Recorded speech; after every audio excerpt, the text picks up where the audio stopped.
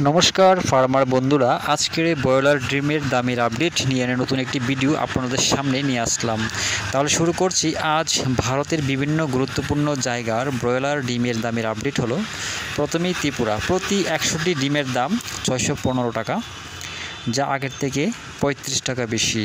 এছাড়া আহমেদাবাদ 535 টাকা, আজমির 490 টাকা, বরওয়ালা 485 টাকা, বেঙ্গালুরু 540 টাকা, বহরমপুর 495 টাকা, চেন্নাই 550 টাকা, চিত্তুর 543 টাকা, দিল্লি 510 টাকা, পূর্ব গোদারি 510 টাকা, হুসপেট 590 টাকা, হায়দ্রাবাদ 480 টাকা, জবলপুর 510 টাকা, কলকাতা 560 টাকা, লুধিয়ানা 485 টাকা, মুম্বাই 545 টাকা, মাইসুর 542 টাকা, নামাকাল 500 টাকা, পুনে 535 টাকা, রায়পুর 495 টাকা, সুরাট 540 টাকা, বিজয়ওয়াড়া 520 টাকা, বিজাং 520 টাকা, পশ্চিম গোদাবরী 510 টাকা, ওরাঙ্গাল 477 টাকা, এলাহাবাদ 533 টাকা, ভোপাল 500 টাকা, ইন্দোর 515 টাকা, কানপুর 514 টাকা, লখনৌ